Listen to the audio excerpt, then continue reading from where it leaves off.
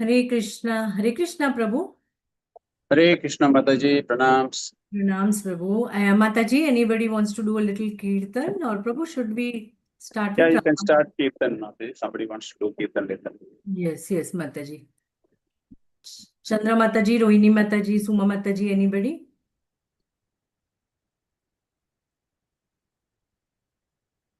जय राधा माधव कुंज बिहारी गोपीजन वल्लभ गिरिवर धारी। जय राधा माधव कुंज बिहारी गोपीजन वल्लभ गिरिवर धारी।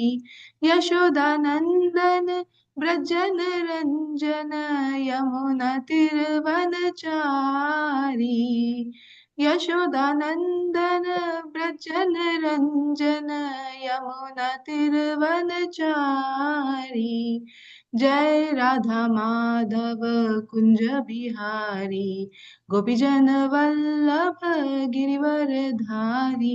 हरे कृष्ण कृष्ण कृष्ण हरे हरे, हरे राम राम राम हरे हरे। हरे Krishna to all the devotees. Hare Krishna Prabhuji. Hare Krishna. Thank you, Mataji. Welcome, Prabhu. Hare Thank Krishna. you for your association. Hare Krishna, Danvat Pranam. Yes, Hare Prabhu, we can Krishna. start. Om Prabhu, you want us to Jnanatimira. share the screen? Yeah, Mataji, you can do the screen sharing. Yeah, Rohini Mataji will share the Okay, screen. Prabhu. Hare Krishna. Om Jnanatimiraandasya Jnananjanasalakaya Saksharoonmilitam Mena Tasmai Shri Gurave Namaha Vancha Kalpatarupayasya Kripa Sindhubhya Vacha Patitanam Pavanebhyo Vaishnavebhyo Namo Namaha. Jai Shri Krishna Chaitanya Prabhu Nityananda Shri Advaita Gadadara Shivas Adi Gaura Bhakta Vrinda. Hare Krishna Krishna Krishna Hare Hare, Hare Rama Rama Rama Hare Hare. Om Namo Bhagavate Vasudevaya. Om Namo Bhagavate Vasudevaya. Om Namo Bhagavate Vasudevaya. Narayanam Namaskritya Naram Chaiva Narottamam Devim Saraswatim Vyasam Tato Jayam Udirayet. नष्टप्रायेषु अभद्रेषु नित्यं भागवत सेवयां भगवतीर्उत्तम श्लोके भक्तिर्भवति नैष्ठिकी निगमकल्पतरोर्गलितं फलं सुखमुखातमुत्तद्रव संयुतं पिबत भागवत रसमालयं मुकुरहो रसिका भुवि भावुकाः शृण्वतां स्वगतः कृष्ण पुण्यश्रवणकीर्तनः हृदयन्तस्थो हे अभद्राणि विदुनोति सुहृत्सतं कृष्णेष्वदाम उपकते धर्मज्ञानादिपि सह कलौ नष्टौ दृशं येष पुराणार्को अधुनोतितः सर्वशास्त्राब्धिपीयूष सर्ववेदैकषत्फला सर्वसिद्धान्तरत्नाद्या सर्वलोकैकदृक्प्रदा परमानन्दपाताय प्रेमवर्षी अक्षरायते शर्वाद सर्वसेव्याय श्रीकृष्ण नमोऽस्तु मे मद एक बंधो मद संगिन मद गुरु मन महादना मन निष्ठारका मद भाग्या मद आनंद नमोस्तुते असाधु साधु था दाइन अतीनो चाता करा नमुंचा कदाचिन्मां प्रेम नकृत कंतयो स्पुरा हरे कृष्णा कृष्ण कृष्ण हरे हरे, हरे Ram Ram Hare Hare. Hare Krishna devotees, thank you very much for inviting me for this wonderful session. So today we'll be reading from Srimad Bhagavatam, 4th canto, 20th chapter, and slokas 17 to 20. So the title of this particular chapter is Lord Vishnu's appearance in the sacrificial arena of Maharaj Prithu. What a wonderful title it is, right? Lord is appearing in front of a great devotee, Maharaj Prithu. So getting the darshan of the Lord is so nice that we have seen so many other pastimes where the Supreme Lord has appeared in front of the great devotees. And in some of the wonderful pastimes, when the Supreme Lord was appearing, the devotees were unaware, like they were unable to realize that the Supreme Lord is in front of them or they have presented. So one such beautiful pastime is Jayadeva. Jayadeva, you all know that, the compiler of Gita Govinda, not compiler, he has written the Gita Govinda. Completely Jagannatha Ashtakam, like sort of glorifying Lord Krishna, the Jagannath form. So when he is writing Krishna's pastimes with Srimati Radharani, he just wanted to write one particular line where Srimati Radharani's lotus feet was kept on the head of Lord Krishna. He was just contemplating to write that particular line because it is God's Vatsalya, that love of a pure poet devotee, Jai Govind. But suddenly Jai Govinda felt that, oh, what nonsense I have made. How come a feet of a devotee can be kept on Lord's head? So this is actually in Prabandha Ashtapadi 19. If you read that particular Ashtapadi 19 in Jai Govinda, in Gita Govinda, you can understand that. So he was little confused what to do and all. Then he left as such and he went for taking his bath. So when he went for snan and then when he came back, he was having a lot of doubts when he was going there. How come I was thinking like that? This is completely inappropriate. I should not have thought about this. It is an irrelevant aspect of exhibiting my love towards the Supreme Lord. So he has taken bath and he came. So after he came, he saw the portion which he has written, there was an additional line written by the Supreme Lord. Dehi pada pallava mudharam. So that is the line which the Supreme Lord has written in that. Dehi pada pallava mudharam means the Lord is telling, grant me the mudra of your lotus feet. That is requesting Srimati Radharani's lotus feet mudra. Mudra means it's sort of a symbol, right? An impression. So let your tender lotus-like feet adorn my head by keeping the head, that by keeping the lotus feet of Srimati Radharani, the Supreme Lord is mentioning that his head is becoming decorated. So that is the sort of devotion the Lord was exhibiting. And in this particular pastime, the Supreme Lord was not visible to Jai Govind, Jayadeva. Actually, it goes further that Padmavati, wife of Jayadeva, he just saw, because he has come in the disguise of husband.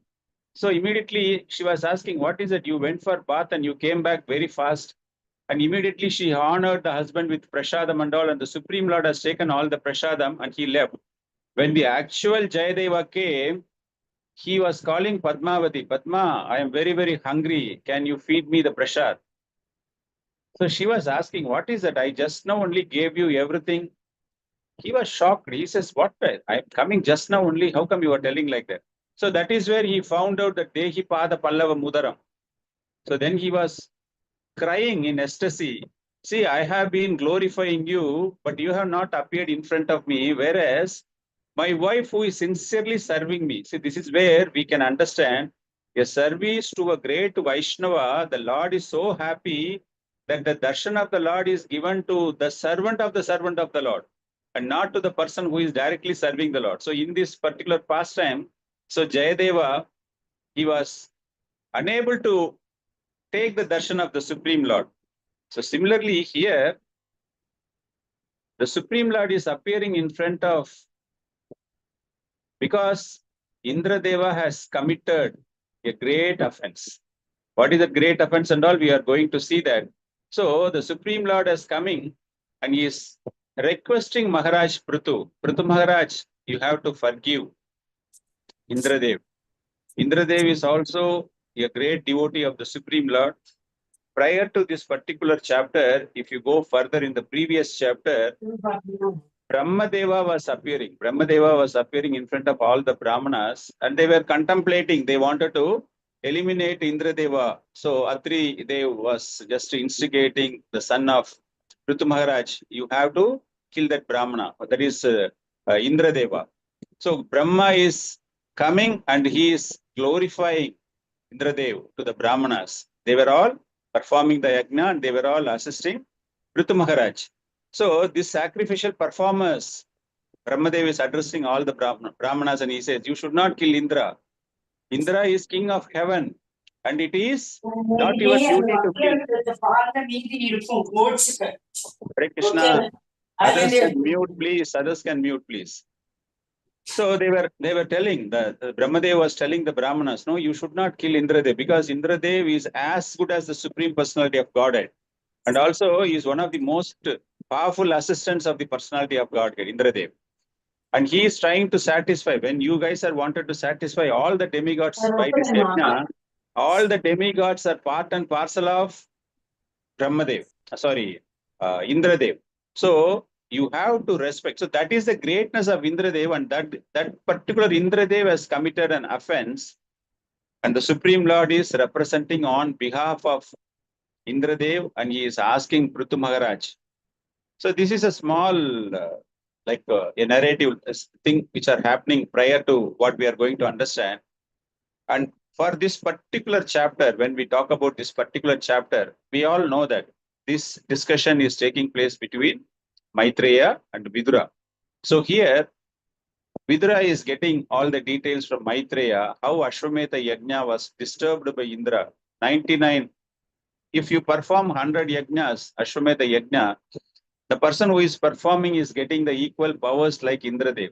And we have seen on various occasions, Indradev is always a sort of a person who is very much wanted to hold his position very, very tight. He don't want anybody to come and occupy his seat. So he is trying to disturb, and that is how he was coming and he was stealing the particular horse.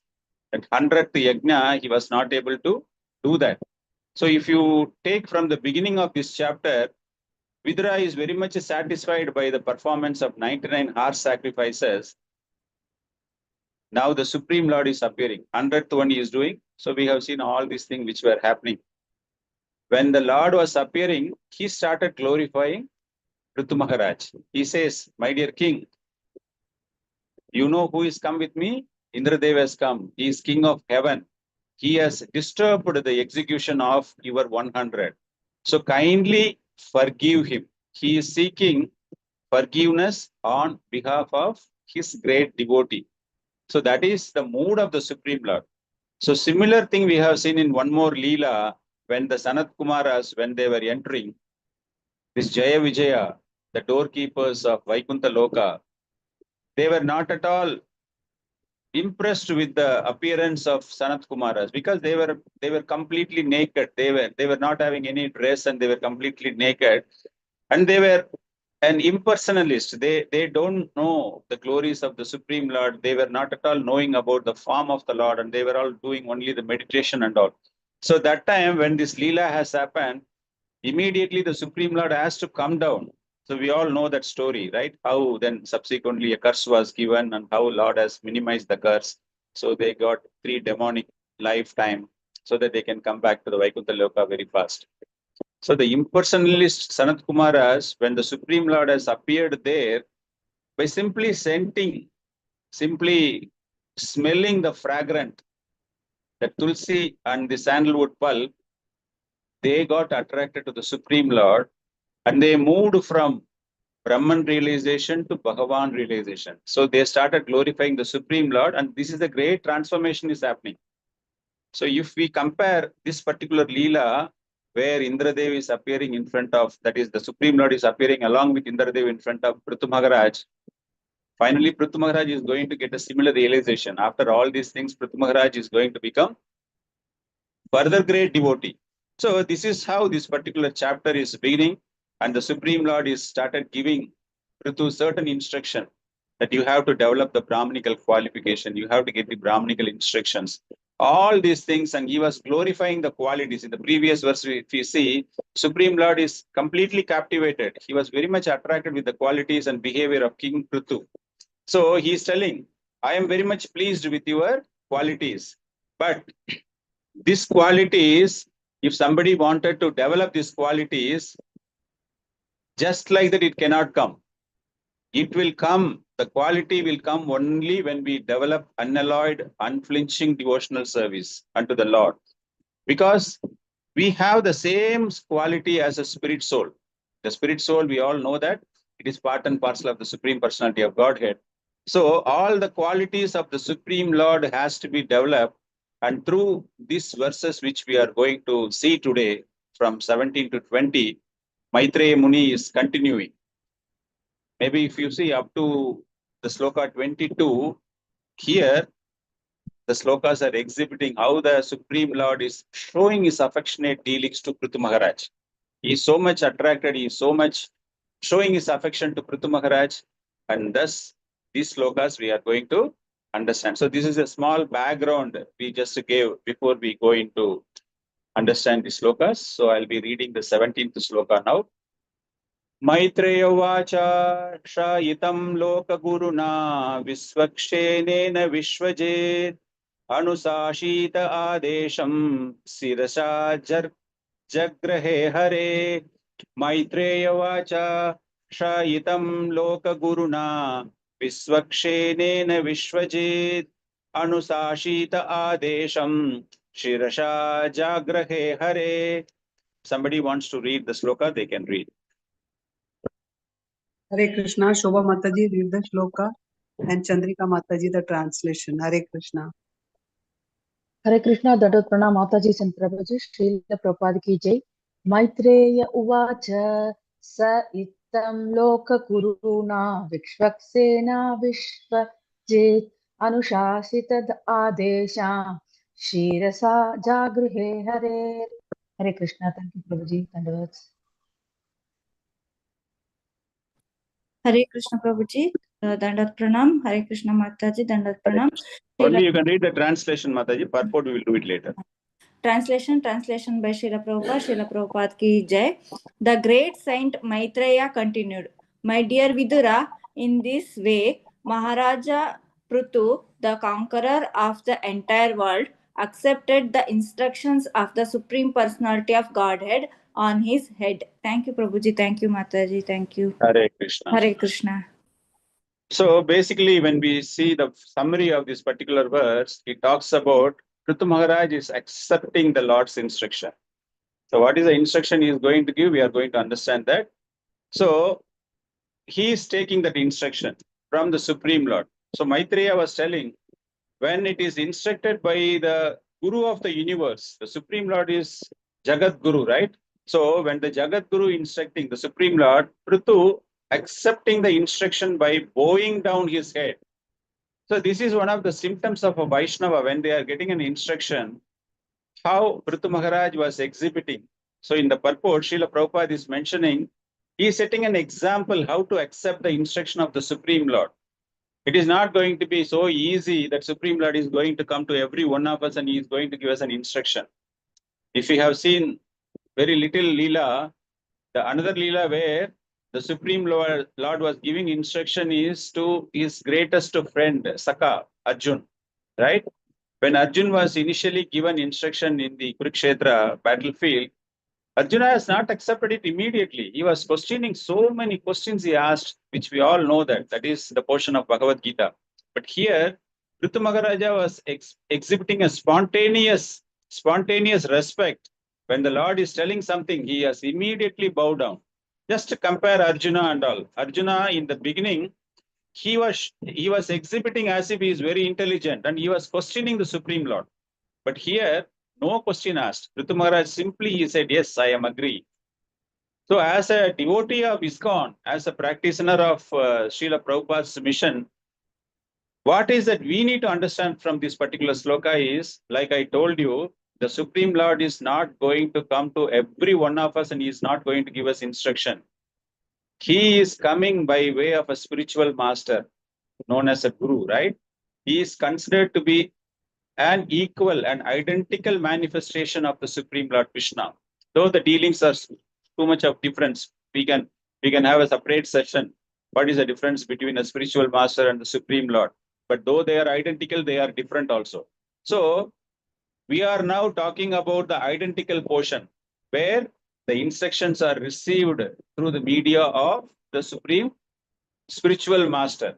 The Supreme Lord's instruction are taken in the parampara, in the disciplic succession, and which are being passed on to the devotee community in this particular moment, in this particular ISKCON movement. So the devotees we have, what we need to understand from Prithu Maharaj in this particular verse is how we are going to respect the concept of emphasizing the bona fide spiritual master, because he is a direct representative of Lord Krishna, and he is guiding, he is instructing the devotees on the path of devotional service. Krishna, spiritual master, is like Krishna. Various scriptures are mentioning that Yadyapi Amara Guru Chaitanya Dasa Tadapi Janiye Ami Tanhara Prahasha Yadyapi Amara Guru Chaitanya Redasha Tadapi Janiye Ami Tanhara Prakasha. Krishnadasa Kaviraja Goswami is telling that my spiritual master is a servitor of Sri Chaitanya. His spiritual master is serving Chaitanya Mahaprabhu, and he is telling, my spiritual master is the plenary manifestation of the Lord. Any spiritual master is an expansion of the Supreme Lord. So every living entity, we all know what is the constitutional position of a living entity. A living entity is servant of the Supreme Personality, and the spiritual master is also his servant. But still, the spiritual master is the direct manifestation of the Lord. So with this conviction, a disciple can advance in Krishna conscious.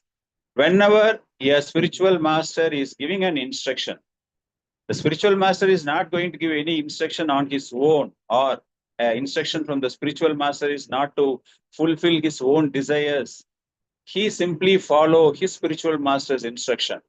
When we are talking about ISKCON, the mission of the representative, the disciples, initiated disciples of ISKCON is to see how best we are serving the mission of the founder Acharya, Abhay Sharanananda Bhakti Vedanta Swami Srila Prabhupada.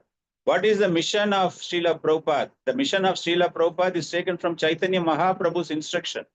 Chaitanya Mahaprabhu has told that this Krishna awareness will be spread in nook and corner of every village and town, right? So that is what we are all trying to help our spiritual master so that the mission of the founder Acharya is fulfilled. But unfortunately, what is happening? A person, prior to taking initiation, prior to associating himself with the mission, he is setting his own set of rules and regulations. Even when the spiritual master is telling something, you have to perform the service to this organization, to this institution like this, they are arguing with the spiritual masters. No, I am comfortable in this. I am comfortable in this. I am comfortable in this particular area. So I can focus only on this. When Srila Prabhupada was instructing Tamal Krishna Maharaj and Brahmananda Swami and all, he was simply telling Brahmananda, you go to China. Tamal Krishna, you go to China. Brahmananda, you go to Pakistan. Like that, he was giving instruction. Nobody questioned. Oh, China is a communist country. Pakistan is an Islamic country. Prabhupada, how come we can spread our movement there? They never asked such a questions. They went there. Whatever today Krishna consciousness is there in China or in Pakistan is because of the efforts taken by such great devotees of Srila Prabhupada. So that should be the mood for us. Here, Prithu Maharaj is bowing down and accepting means. So similarly, without doubting the integrity, without questioning the spiritual master, if the disciples are taking the instruction and strictly following their instruction, then that is the real surrender and that is the real service to our movement. So this is what we need to understand from this particular verse. So somebody can read the purport now. Hare Krishna, Barnali Mataji, you can read the purport. Hare Krishna. Thank you, Mataji. Hare Krishna Prabhuji, Dandavat Pranams. Purport by Srila Prabhupada.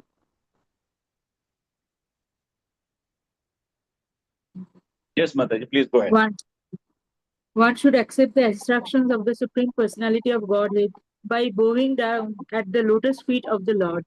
This means that anything spoken by this Personality of Godhead should be taken as it is, with great care and attention and with great respect.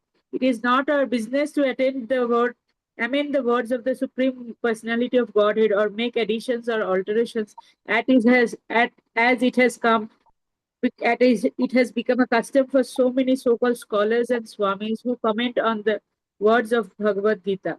Here, the practical example of how to accept the instruction of the Supreme Personality of Godhead is shown by Prithu Maharaj.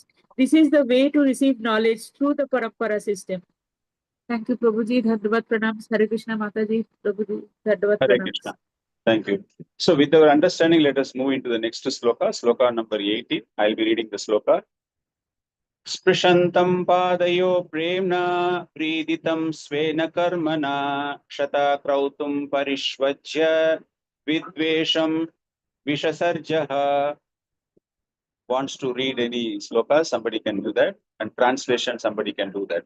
No need for the purport now. Hare Krishna, Srimati Shampriya Mataji, you can read the shloka, and Karpagal Mataji, the translation. Hare Krishna. Hare Krishna Prabhuji, pranams. Hare Krishna Mataji. Prishantam padayo premna vriditam svena karmana satkrutam kratum parishvajya vidvesham visarjaha. Hare Krishna.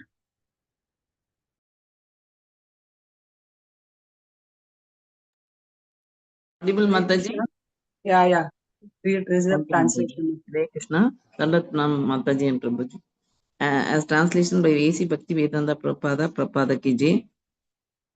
As King Indra was standing by, he became ashamed of his own activities and fell down before King Prithu to touch his lotus feet. But Prithu Maharaja immediately embraced him in great ecstasy and gave up all envy against him for his having stolen the horse meant for the sacrifice. Thank you, Prabhuji, Mataji. Hare Krishna. Hare Krishna. So the summary of the verse is Indradev was ashamed. Why Indradev was ashamed? It is mentioned there. He made an offense to a Vaishnava. A Vaishnava was performing an activity and he was hindrance for that particular activity. So we all know the story of that Yashomeda Yajnandal. I'm not going deeper into that. So Indradev was ashamed. So what is an offense? Now we are trying to understand that offense which are mentioned in this particular thing. Bhaktivinoda Thakur says, of all the offenses a jiva, a living entity can commit, no offense is severe than offending a Vaishnava. Here, he has done a great offense to a Vaishnava. Prithu Maharaj is the greatest Vaishnava. If we read separately about Prithu Maharaj, we will understand how great he is exhibiting the Vaishnava qualities. Because offending a Vaishnava, it means Vaishnava Ninda. According to the Shastras, in Skanda Purana, it says, Ninda kurvanti ye muda Vaishnavana mahatmana patanti pitrupi shardam maha raurava samignite. A Vaishnava aparad, whoever is performing or blaspheming the devotees, such a great souls who are completely dedicating their life for the pleasure of the Supreme Lord, they will fall into the hell known as Maha Raurava. Maha Raurava Samignite.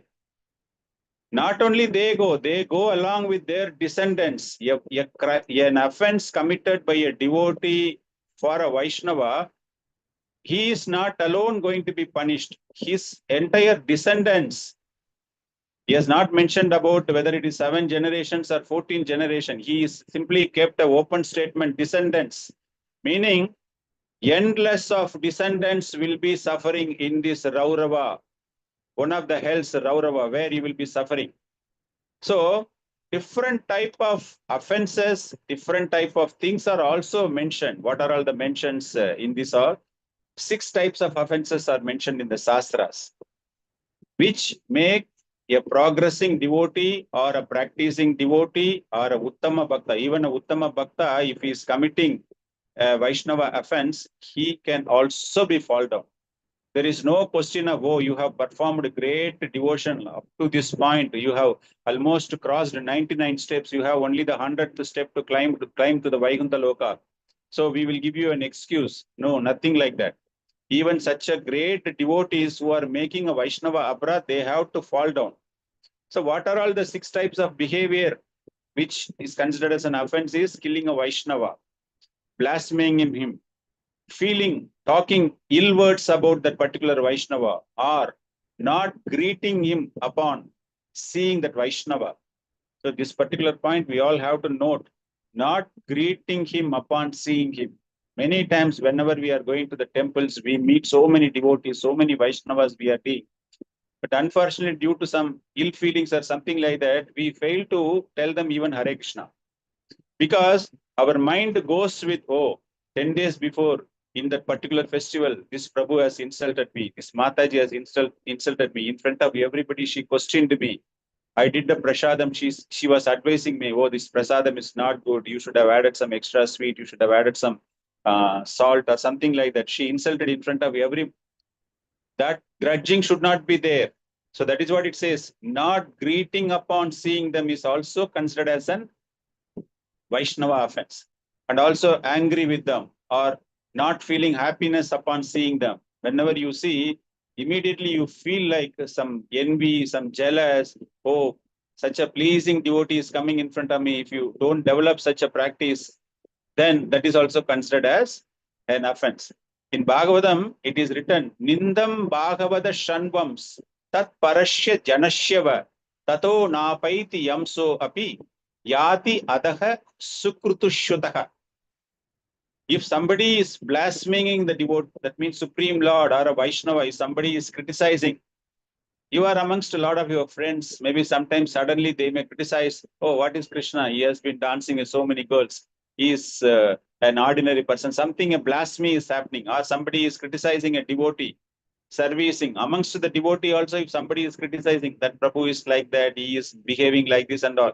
If you are hearing such thing also, immediately, these are all the Vaishnavas who have dedicated their service to the Supreme Lord. And if somebody is criticizing and we are listening to that without leaving from that place immediately, we are losing that Sukruti. We are also getting the fall down. Sukruti means so far whatever pious activity, not pious activities, not a karma kandi activities I am talking about. Whatever Sukruti you have got by doing the devotional service, that is lost.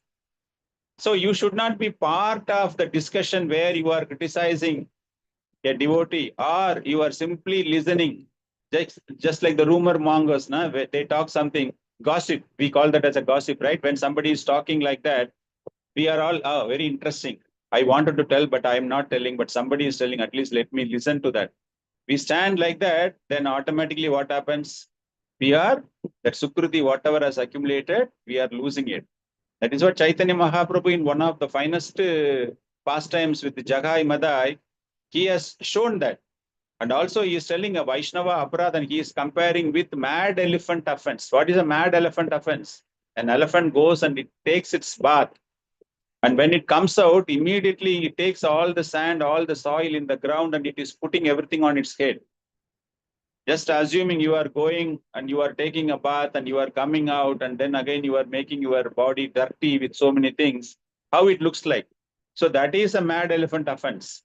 That mad elephant offense, with that, he is talking about a great conversation between Rupa Goswami and Mahaprabhu is taking place, where he is talking about the Bhakti Lada Bija. Bhakti Lada Bija it is like planting a tree and how much you are simply sowing some seed in the ground. That earth is with a lot of manures, you are putting it, organic manures, you are pouring water, everything is taking care. So if it wants to grow properly, what is it you need to do is you have to take care of that particular field, right? Unwanted weeds you have to remove. Dharma kshetre, kurukshetre, samaveta, yutsavaga. Prabhupada is writing in the purport, unwanted weeds, adharmic people were removed to establish the dharma. So similarly, when you wanted to have the Bhakti Lada Bija, the devotional service, the creeper of devotional service wanted to grow, Mahaprabhu is telling this creeper will grow, it will penetrate into that Mahat Tattva and it finally reaches Vaikuntha Loka. It goes to the lotus feet of the Supreme Lord. This is how your devotional service, your tree of devotional service has to grow. If it is not going, meaning you are committing some offenses at the hands of, at the lotus feet of a Vaishnava. The Jagai Madai case, we all know that. That past time, we all know that. He was so much of angry. But Nityananda Prabhu has given how the tolerance is to be developed by a Vaishnava. Despite Jagai Madai was insulting a Vaishnava, Mahaprabhu wanted to show this should be punished immediately. But Nityananda Prabhu went ahead and he says we have to develop a tolerance. Even if somebody is offending us, we need to develop a tolerance. And finally, what had happened? Jagai Madai becoming the greatest devotee. Even in the case of Ambarish Maharaj, the Supreme Lord has simply refused. Ambarish Maharaj, this Durvasha Muni was running from pillar to post. He has finally went to Lord Krishna. He was asking, kindly save me, use your chakra, you have to protect, your chakra is coming, not to use your chakra is coming, try to stop that chakra, it is going to attack me. So the Supreme Lord was telling, no, I cannot do anything, even I don't have any power to stop my chakra now. Because you have offended my great devotee, you have offended a Vaishnava. So when a Vaishnava is offended, even the Supreme Lord says, I cannot do anything. Only the Vaishnava has to decide whether he can forgive you or not. So that is what here Ritu Maharaj was doing it. Indradev, he is ashamed and he is coming and he wanted to embrace, he wanted to take, but immediately he was showing like how Nityananda Prabhu was exhibiting the same quality here. Ritu Maharaj was exhibiting, no, nothing has happened between both of us. So both of them were hugging each other and whatever was happened is completely neutralized at that point of time. So this is one of the greatest thing. So Indra was ashamed because of stealing the horses and he wanted to take the forgiveness from Ritu Maharaj. So somebody can read the purport, please. Hare Krishna, Shobha Mataji, read the purport. Hare Krishna.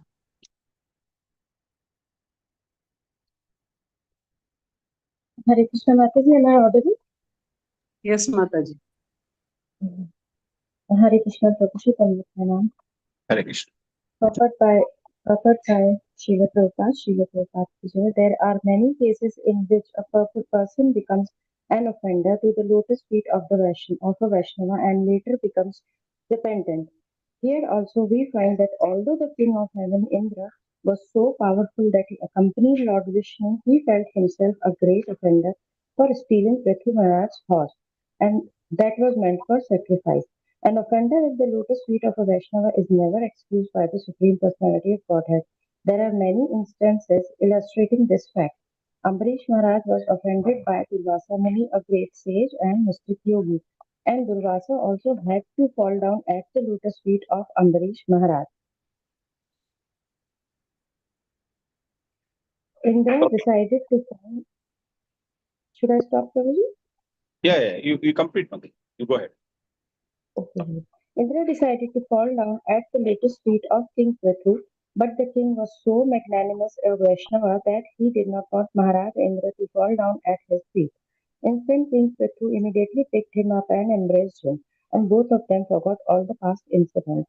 Both King Indra and Maharaj Prithu were envious and angry with each other, but since both of them were Vaishnavas or servants of Lord Vishnu, it was their duty to adjust the cause of their envy.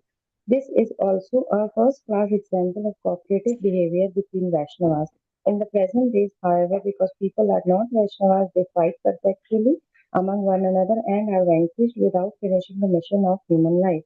There is a great need to propagate the Krishna consciousness movement in the world so that even though people sometimes become angry and malicious towards one another because of their being Krishna conscious, such rivalry, competition, and envy can be adjusted without difficulty. Hare Krishna. Thank you, Mataji. Thank So you. the last Thank you, three Prabhuji. lines are very powerful lines which Prabhupada is mentioning. Great need to propagate Krishna consciousness.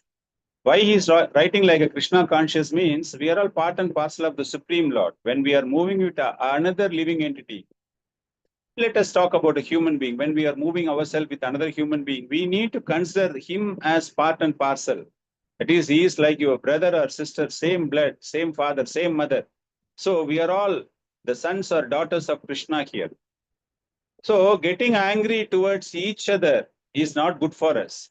But when we are developing the Krishna conscious, considering, understanding, realizing that we are part of Krishna, we are all from Krishna, then automatically it is adjusted without any difficulty. There is no problem. There is no rivalry. There is no fight amongst each other. So such a powerful line Srila Prabhupada is mentioning here. Now we will go into the 19th sloka. I'll be reading the verse now. Bhagavanata Vishwatma Prutnu Upahrita Arhanaha Samuchhanaya Bhaktya Grihita Charana Ambujaha. So student can read the translation as well as purport here. Hare Krishna. Shilpa Mataji, you read the Prabhuji, Shloka, no need to read, Prabhuji. Yeah, yes. If somebody wants to read the sloka, they can read. Yeah. Shilpa Mataji, you read the Shloka. Sarika Mataji, the translation, and I'll read the purport. Hare Krishna. हरे कृष्णा प्रणाम प्रभु भगवानथ विश्वात्मा पृथुनोपहर्तारहणः समुज्जिहानया भक्त्या गृहीत चरणाम्बुजः हरे Krishna thank you Hare माताजी Krishna. Hare Krishna. Translation by Srila Prabhupada. Srila Prabhupada ki Jai. King Prithu abundantly worshipped the lotus feet of the Supreme Personality of Godhead, who was so merciful to him. While worshipping the lotus feet of the Lord, Prithu Maharaj gradually increased his ecstasy in devotional service. Thank you. Hare Krishna. Hare Krishna. Purport. Purport by His Divine Will Srila Prabhupada. Srila Prabhupada ki Jai. When various ecstasies appear in the body of a devotee, it is to be understood that his devotional service has become perfect. There are many types of transcendental ecstasies in the form of crying, laughing, perspiring, falling down, and crying like a madman. All these symptoms are sometimes visible on the body of a devotee. They are called Ashtasattvika Vikara, which means 8 kinds of transcendental transformations. They are never to be imitated, but when a devotee actually becomes perfect, these symptoms are visible on his body. The Lord is Bhakta Vatsala, which means that he is inclined towards his pure devotee Bhakta. Therefore, the transcendental ecstatic transaction between the Supreme Lord and his devotee is never like the activities of this material world. Thank you, Prabhuji. Hare Krishna. Hare Krishna. Thank you, madam. Prithu Maharaj gradually increased his ecstasy in devotional service. So that is a very great understanding. Prithu Maharaj is here is worshipping the Lord and he is grasping his lotus feet. So it is a sort of an ecstasy. So when he saw the Supreme Lord and immediately some emotions he started developing in the body and he is going and grasping the lotus feet of the Supreme Lord. So which the ecstasy is exhibited by Prithu Maharaj. We have seen so many other places in the Shastras, especially in Chaitanya Charitamrita, how the Supreme Lord, Chaitanya Mahaprabhu has exhibited so much of ecstasy. Sri Chaitanya Mahaprabhu is also known as Sri Chaitanya. He is a very, very well-known figure in Bengal. Now, why I am telling in Bengal region means they were considering Chaitanya Mahaprabhu in the early days as one of the greatest sadhus. So, all the devotees, they were all often describing about Mahaprabhu's Mahaprakasha or Satapraharya Bhava. Satapraharya Bhava means out of 24 hours, he will be in ecstasy for 21 hours, 7 praharas. Sata Praharya Bhava. He is known as Sata Praharya Bhava. Even any smallest devotional service he does, immediately he will be landing into some sort of an ecstasy. He will be Mahaprakasha means he is showing such an ecstasy by exhibiting his devotional service. This shows his intense devotion. Chaitanya Mahaprabhu ecstatic state means his profound devotion to Krishna and Srimati Radharani. We all know that Chaitanya Mahaprabhu is none other than the combination of Srimati Radharani and Lord Krishna, Supreme Lord. So he was showing intense devotion, and the external manifestation is always the physical signs of Chaitanya Mahaprabhu. From the outside, whatever they are, he will be immediately shedding tears. He will be making some movements of the body. Whenever the Hare Krishna is chanted, immediately he will be dancing and there will be some movement. And he will be expressing intense expression of love and devotion to Srimati Radharani and Krishna. So these are all external manifestation which anybody can immediately see that Vipralamba, the separation, the devotion in separation, that means an emotional experience. That emotional experience is also whenever you are thinking about, oh, I am missing from this one, how a loved one is missed. Immediately they are showing, they are thinking about them, they are talking something and all. So this is another form of ecstasy. Then the transcendental ecstasy, we have seen just simply by hearing the name, simply by chanting around, simply meditating on the Leela of the Supreme Lord, devotees goes into transcendental ecstasy. They are completely absorbed. In Antya Lila, in Chaitanya Charitamrita, it says, Eka dine yatahoi bhavera vikara, sahasra mukhe varne yadi nahi paya para. Even Anantadev, Supreme Lord's the bed, Anantadev, he is having 1,000 mouths, cannot fully describe. It says it cannot fully describe the ecstatic transformation Chaitanya Mahaprabhu was experiencing in a single day. Chaitanya Mahaprabhu experiences so many things in devotion. That is what it says about 7 parts of exhibiting the ecstasy in a single day. That means he takes only 3 hours rest. Balance 21 hours, he is completely fully putting himself in different type of devotional service. So these ecstasy are not completely described in Shastra, because a common man cannot imagine. This is something called inconceivable by a common man. What is this type of ecstasy they are talking about? How is it possible? I am not getting anything. When your heart is like a rock, you cannot get any sympathy. You cannot show any empathy on somebody else, right? So similarly, when people do not have experienced devotion, do not develop love for Krishna, they cannot develop any such sort of ecstasy, and such people, they do not believe. Krishnadas Kaviraj Goswami, in one of the chapters, is completely in Madhya Lila, is completely writing about that last 12 years Chaitanya Mahaprabhu has exhibited different type of symptoms, which he is mentioning it. Shri Radhikera Cheshta Yena Uddhava Darshane Ye Matha Dasha Prabhurahoi Ratri Dine. How he is comparing the symptoms is how when Uddhava was visiting Vrindavan, instead of Lord Krishna was visiting, Uddhava went to the gopis. It's a wonderful canto in Bhagavatam. So that type of emotions he is comparing here. So Chaitanya Mahaprabhu's mind day and night was practically, it is like how Uddhava was feeling, that Radharani, how the gopis were thinking about Krishna. Similarly, here Chaitanya Mahaprabhu was always thinking about the Radharani and his state of mind when Uddhava went there to Vrindavana and witnessed all those things. Similarly, here Chaitanya Mahaprabhu, it is comparing Gopi's mind of seeing Uddhava, Chaitanya Mahaprabhu's mind of simply meditating on Srimati Radharani. He was completely in madness of separation. Chaitanya Mahaprabhu was completely in madness of separation, and he was forgetting about himself. He will be talking like a mad person because he is in complete ecstasy. What he is talking, there is nothing relevant to talk he is doing it. Those who are watching that time, they will be thinking, what is that Mahaprabhu is talking? We are unable to understand what he is talking. But he is in complete ecstasy, and he is talking, and he is part of that particular Leela, particular pastimes of Srimati Radharani, and he is talking there. So that is, looks like a madness. And the blood was flowing from all the pores of his body because of too much of ecstasy, like blood pressure, they are telling, right? It's a boiling of blood, right? So here it is, Krishnadas Kaviraj Goswami is explaining the bloods were flowing in all the pores of his body because he is in complete ecstasy, and his teeth were loosening. Teeth is fixed, but it looks like it's all coming and it's very easily shakeable. That sort of ecstasy is going. So the whole body becomes, the tough, rigid body looks very, very slender. And sometimes his body becomes fat. He is writing all these symptoms of ecstasy. In the last 12 years of Mahaprabhu's stay at Puri, so many pastimes happen, so many leelas happen, so many association with devotees happen, so many activities of Mahaprabhu was mentioned there.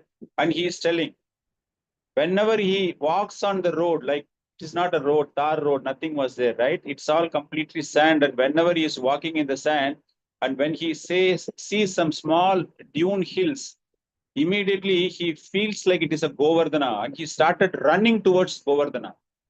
So his mood was completely like in Vrindavana, and he is always, his body was showing extraordinary transformation due to the transcendental ecstasy which he was doing it.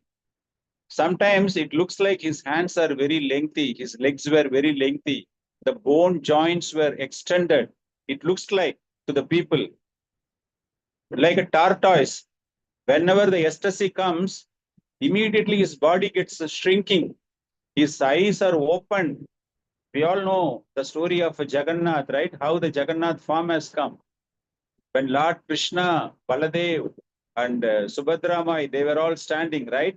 When they were all listening to the pastimes, that's a big story. I'm cutting short of that. When they were able to listen, what Rohini Mata was telling, how Krishna was performing the Leela when his young days, when his infant stage, when a child stage, Krishna and Baladev was completely in ecstasy mood, and their body, their hands, everything was shrinking and it was going inside, like how a tortoise, when it sees some danger, how it pulls the head and it covers with its exterior hard wood, right?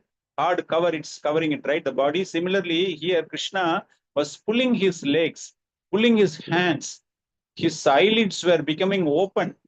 Narada Muni, when he saw that type of darshan, that type of appearance of Supreme Lord, he was so happy that he immediately thinking, oh, this particular darshan, everybody has to enjoy, and he was requesting the Supreme Lord, this is a darshan I have never seen. So kindly give this benefit to everybody.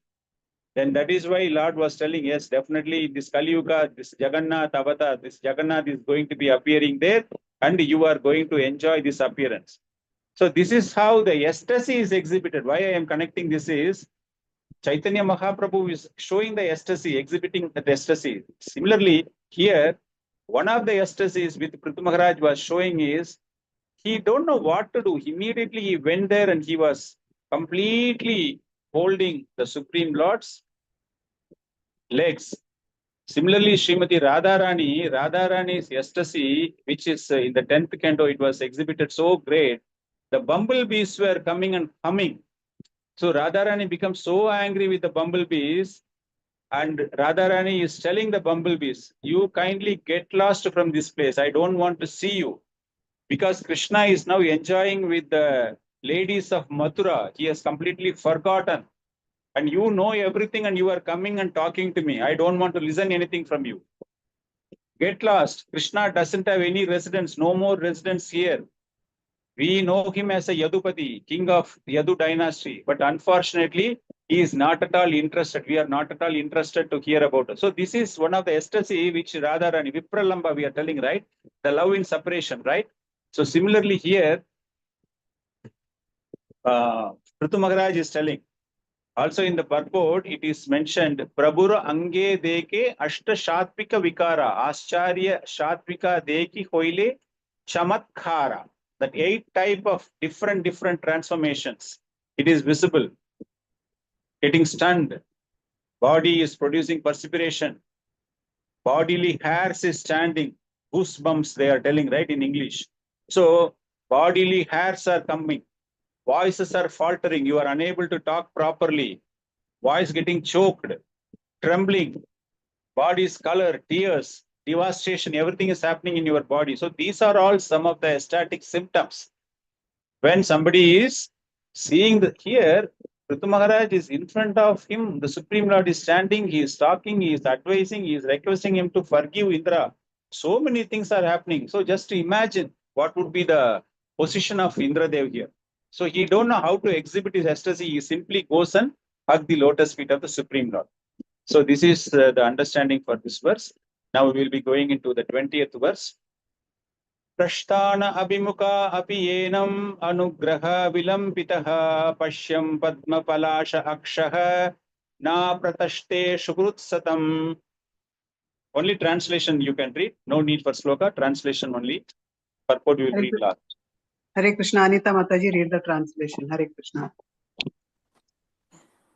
Translation by Srila Prabhupada, Jai Srila Prabhupada. The Lord was just about to leave, but because he was so greatly inclined toward the behavior of King Prithu, he did not depart. Seeing the behavior of Maharaj Prithu with his lotus eyes, he was detained because he is always the well-wisher of his devotees. Hare Krishna. Thank you. So the summary of the verse is, the Supreme Lord is not delaying his departure. Supreme Lord has requested for forgiveness. In front of Prithu Maharaj, Indradev is standing and everything is happening, and Prithu Maharaj is delaying. He is not able to move out from that place. So he is delaying because the love of the devotees. So here the Supreme Lord is the well-wisher of the devotee. Sukrut means what? Sukrut means somebody who is thinking only wellness, well-wisher.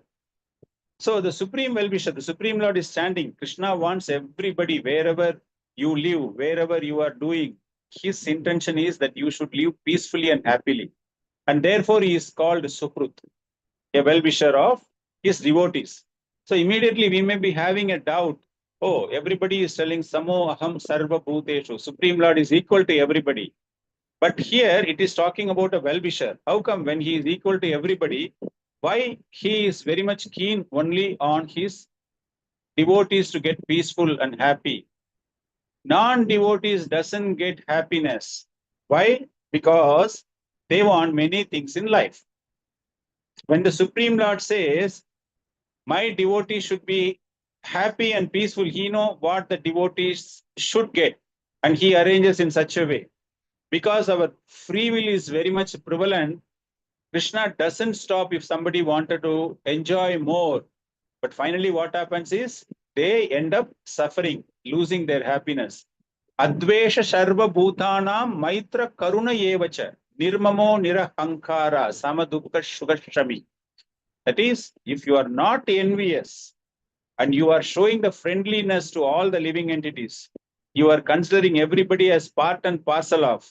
You do not consider yourself as the proprietor. I am the owner. I am the cause of all the causes.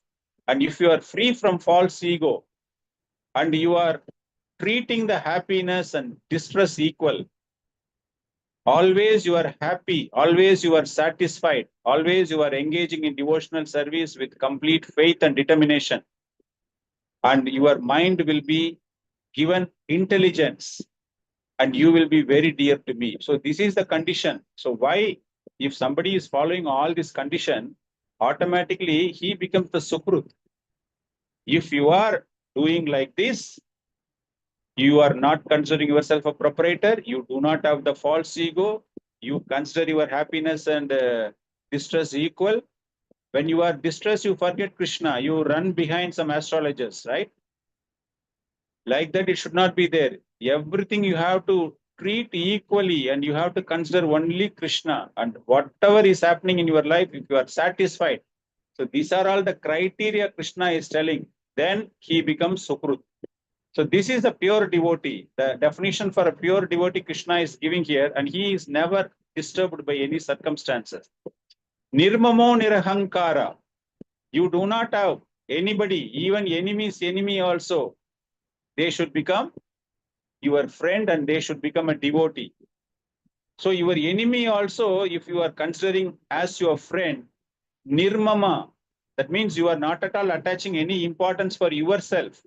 Your importance is attached for everybody's welfare, everybody's peaceful. Everybody should be happy. Just imagine after this forgiveness, after Prithu Maharaj was embracing, what would be the mindset of Indradev? Indradev has completely transformed after this particular incident because Prithu Maharaj has completely accepted. Because Prithu Maharaj is always in the transcendental mood and any disturbance, he has not taken it. Anapeksha suchir daksha udashino gata vyataha. Krishna is telling, if at all you are in a transcendental position, always all this disturbance, the disturbance of disturbing the 100th horse, it has never bothered. But instead, he got a very, very highest benediction of getting the Supreme Lord present in front of him. So, Prithu Maharaj has exhibited so many things, and subsequent slokas, how Prithu Maharaja was exhibiting some of the ecstasies also is explained in some of the things. So basically from these verses, what we are understanding from all these things are, to get the mercy of the Supreme Lord, affection of the Supreme Lord is, our behavior with Vaishnava should be very, very, it should be appropriate behavior we have to develop. We should not criticize, we should not offend any Vaishnavas, and we need to forgive, we need to develop the culture of forgiveness, and we need to live with happily along with all our God brothers without having any differences of opinion and amicably settling all the differences.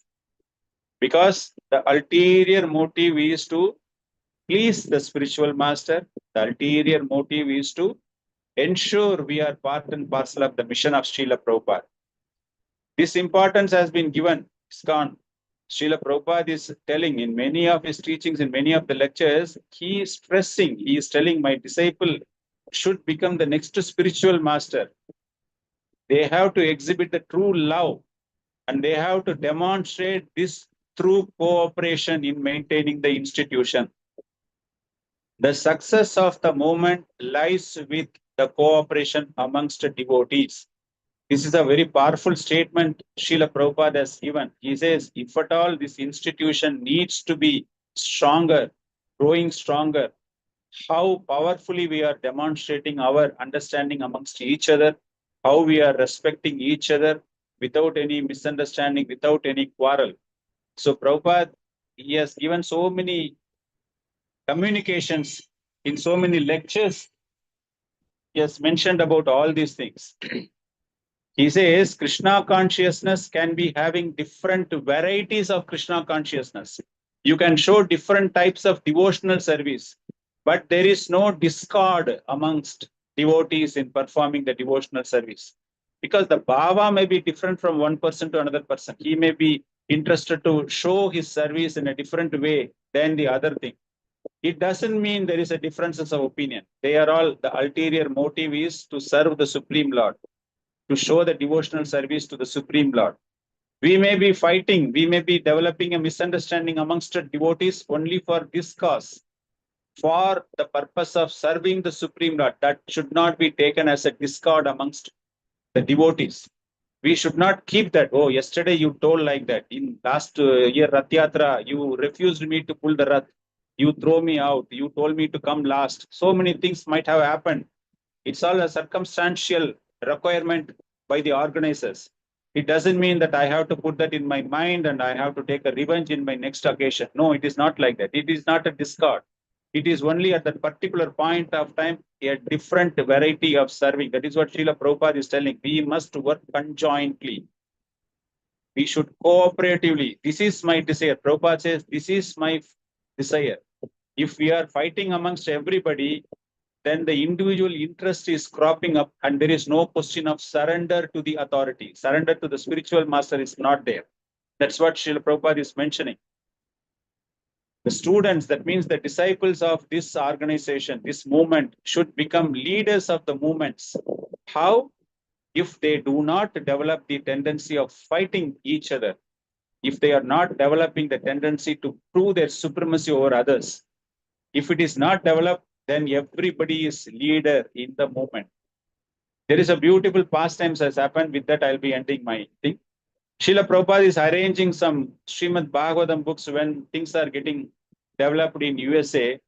So that time, Brahmananda Prabhu was there, Tamal Krishna was there, so many known Satsurupa Prabhu was there, so many Maharajas, future Maharajas, they were all great devotees that time. They were all there. And they were managing the day-to-day operations of ISKCON. And Srila Prabhupada has told them that I have arranged some consignment of books to be come from Vrindavan to Los Angeles, to America. And Los Angeles, he says, give 50% of the books to Los Angeles. And it was something like 1,250 rupees those days, around 1969 or 1970. This thing has happened. And there was some small issue in monitoring, in follow-up, in tracking the consignment by these three devotees. And Brahmananda Prabhu was telling something which Tamal Krishna and Satsuru Prabhu was not able to convincingly accept, and they were keep on arguing. And finally, this news has come to Prabhupada, and Prabhupada immediately, with his influence, he immediately contacted the postal authorities in Vrindavan. He was able to track and he was able to send as quickly as possible the consignment to reach USA. So Prabhupada has resolved everything. But Prabhupada was telling, he was making a very sarcastic comment to all these people by way of a letter to Gargamuni. He was writing some letter and he was telling, Brahma is great. Nobody can fight with the Brahma. He's talking about Brahmananda. He says Brahma is right. Whatever Brahma said is right. So Brahma means great. So if you are fighting, then it will be physically impossible for you to come out victorious. So no point in fighting with each other. We need to develop the quality of exhibiting the Vaishnava etiquette accepting the supremacy, considering we as a servant and consider everybody as our master. Everybody as our instructing givers. We are only instructions receivers. If we develop that mentality, we also can perform. We also can imbibe the qualities of Prithu Maharaj. So this is what our understanding in today's verses. So thank you very much. And if you want to get any clarifications, we'll wait for some time. Hare Krishna. Hare Krishna, Prabhu. Thank you so much. Devotees, anybody wants to raise a question or share some reflections? Yeah, Sumangala Hari Mataji, please. Hare Krishna. Thank you, Mataji. Hare Krishna, Prabhuji. Dandat pranams. Prabhuji, offenses, when we speak about offenses, is it applicable only to the Vaishnavas, Prabhuji? Vaishnavas, if we do aparadha for other Vaishnava, or is it applicable to the non-devotees also? I mean, materialistic people. Because our karma and kartavya, I mean, we are struggling in the material world with lot of other people also, other See, than that is Vaishnavas. that is what in the purport, one particular line I just told, right? I think it is verse number 17, 18, 19, last 3 lines I read that, right? Prabhupada says the Krishna consciousness movement has to be propagated to everybody. And then we can see when these qualities are developed, and we are talking about the qualities of, I think it's a other one, where it says we need to propagate. Yes, there is a great need to propagate the Krishna consciousness movement. So Prabhupada is directly advising us, this is applicable for our normal behavior with any human being. Why we have to differentiate this Vaishnava is having a better quality? Yes, Vaishnava is having a better quality of serving the Supreme Lord. But he is also part and parcel, and a non-devotee is also part and parcel. And our quality, when we wanted to develop a quality, we wanted to imbibe a specific quality of appreciating everybody, that should be exhibited to everybody. Not necessarily you need to differentiate, because we don't have any authority to differentiate. He is a good person, he is a bad person. It is after all part and parcel of Lord Krishna. So our sincere advice is, yes, what you are telling is right. Sometimes it is very, very difficult for us to show those qualities to non-devotees. Maybe at the office front, it will be difficult for us to exhibit our qualities and all. But we have to develop such qualities so that we become a great devotees in the future. Hare Krishna. Prabhuji, when we ask them to do any, I mean, speak about anything about this parampara or something like that, Prabhuji, they do not show any kind of interest. So we just stop, Prabhuji. So it is also an aparadha. So just because of that, we, how much ever possible, by whatever we, with our actions, we just show them, Prabhuji. Even then, so we always pray for them, but still they are not able to understand and take it. So in that case, Prabhuji, what I was telling. Hare Yeah, Krishna. that is all. Like the 6 types of Vaishnava aparadha which we saw, when you are trying to glorify, and if they are not listening, and if they are showing in a mood of offending, that you should immediately leave from that place. And also you should not perform any activities so that it becomes an offense. An example I'll give you, maybe Krishna conscious chanting of a holy name in the home. Maybe not everybody is members of ISKCON. Not everybody may like chanting. When you take your beads bag at morning 5:30, 6 o'clock, and you start doing chanting for first 1 hour, maybe those who are not doing it, they may feel that, oh, they are wasting their time. Or when you are talking some glories of Krishna, when they are not listening to that and all, it is not that you have to keep on explaining about the Krishna's glories to such people. Meaning, when they say, oh, who is Krishna? What nonsense you are talking about Krishna? If they feel like that, if they talk like that, then you are becoming an instrument for such an offense. So it becomes a Vaishnava aparadh. Nama aparadh, Rupa aparadh, like that you have different type of aparadhas are there. So we need to be very, very careful. So when you wanted to preach somebody, if they are not going to be very, very encouraged or interested or showing their enthusiasm to listen from you, then you need to understand such characters. And like you said, only thing is we can pray. Maybe Krishna will arrange some different time, or maybe doing something like that. But for such cases, you can slowly give them with prasad so that they can get some purification in their heart. Eating prasad, nobody is going to tell. Correct? So by eating the prasad, then it starts, the purification is started. Instead of going to the philosophy directly, you can give them, you can feed them with prasad, and so that purification is, Krishna is taking care. Because we are not the doer. It is Krishna has to arrange. So that way you can try. Hare Krishna, Prabhuji. With regard to this, may I ask one question, Prabhuji? With Yeah. connection to this, Prabhuji, when we say that if we are not able to set an example, if sometimes they are, internally they are ridiculing or making fun of what actions we are doing, whether it be chanting or any devotional service, what we are doing. So should we not go and outside we should not do chanting or anything, Prabhuji, like that, Prabhuji? Sometimes we'll have to complete our rounds. So in that case, I'm asking. But outside means not everybody is going to criticize you, right? Especially when we are in India and all, you can do the chanting. So we were in the Middle East when we were like very reluctant to do it in the outside, because Muslim country, they may not like it, and we don't want to identify ourselves as followers of Sanatana Dharma.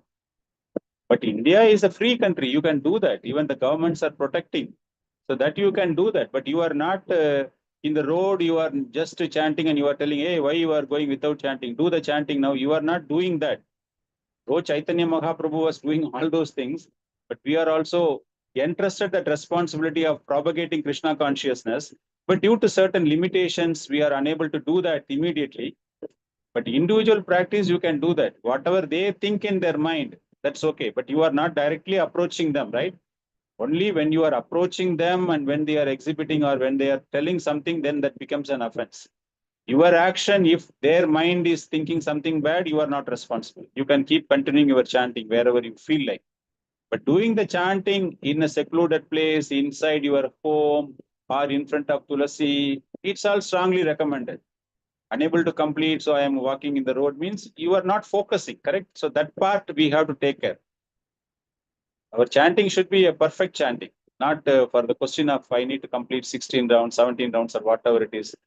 Next 2 rounds, let me go into the busy market area. I will do that, means the purity is lost.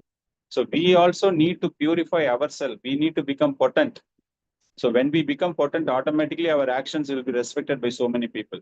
When something is not respected, then we need to self-evaluate ourselves. Maybe I didn't have this empowerment from the Supreme Lord, empowerment from my spiritual master.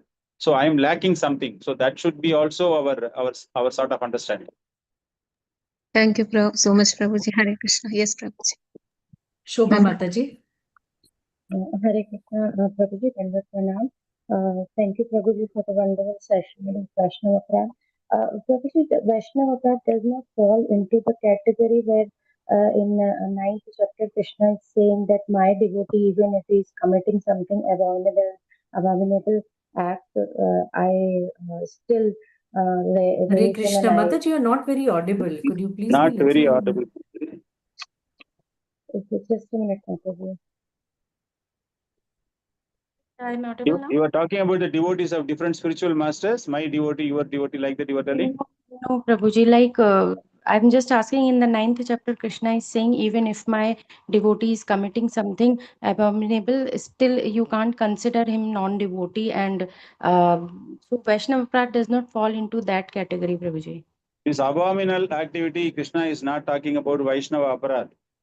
He is talking about maybe suddenly you need to take some tea or coffee, something like that. Maybe you missed your chanting for 2 days, 3 days.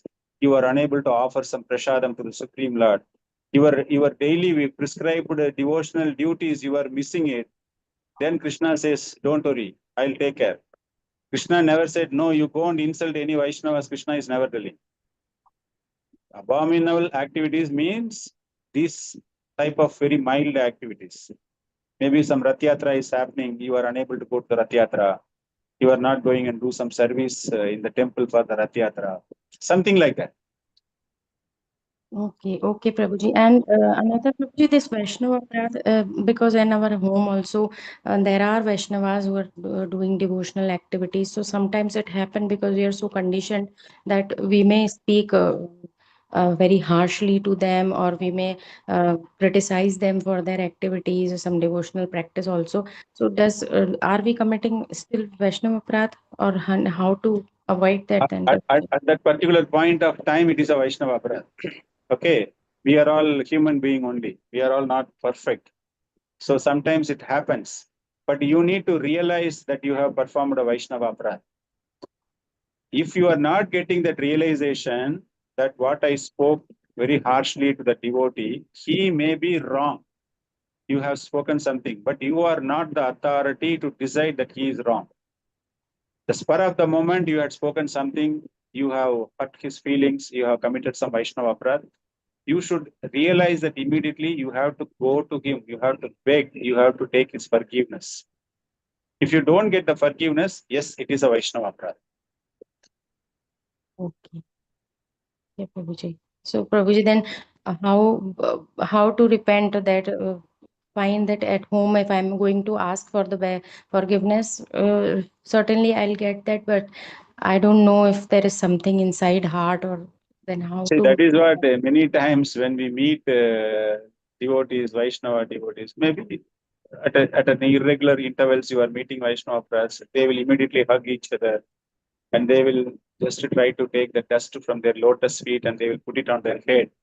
So that it means they are neutralizing the aparadha, whether knowingly or unknowingly, whatever they have committed. And some of the devotees openly, Prabhuji, give your blessings, forgive me for my offense. They will talk like that. But they may not be in a position to explain what aparadha they have done. Maybe unknowingly, sometimes in their mind, they might have thought some bad thing about that particular devotee. So these are all certain Vaishnava etiquettes we are developing. And it is very, very clearly mentioned that unless the particular devotees forgive you, that offense is still there. In some of the cases, knowingly you are committing an offense and you are going to take the forgiveness. If the devotee is refusing to meet you, that means your aparadha is still there. You are unable to come out from that aparadha. Whatever punishment you have to go through for that particular offense will be there. That is what we have seen in the Ambarish Maharaj pastimes. Right? Krishna says, it's not in my hands. You go and take his shelter. So he has to do that. In this question, Banswami Maharaj, one devotee was asking, Maharaj was telling, if he is non-traceable, you have to try to find him out where he is. If he is refusing to meet you, you have to take his email ID and you have to send your email. In the email, you have to mention everything. And then you need to pray to Krishna. Krishna, I have made all the attempts. I am sincerely repenting for my repentance is very much important for an offense. If you do not repent, you keep on thinking, yeah, this man is an arrogant man. I know that. I am just for the sake of taking a repentance, I am doing it. But I am not interested. I am just telling in front of him to forgive me. But actually, what I scolded him, he is deserving for that. If you have that feeling and all, then it is not a repentance, a sincere repentance. Ajamila, why he got is he had a sincere repentance. Being a Brahmana, I was unable to perform any of my duties. I wasted my time. I was with the prostitute and I was enjoying with her. That sincere repentance only made him to get liberated from that. So repentance of an aparadha is strongly recommended. Anybody can make a sin. Anybody can make an aparadha. Not that everybody is perfect, but the repentance and taking forgiveness is strongly recommended. Okay. Thank you so much, Prabhuji, for the guidance. Hare Krishna, Dandavat Pranam.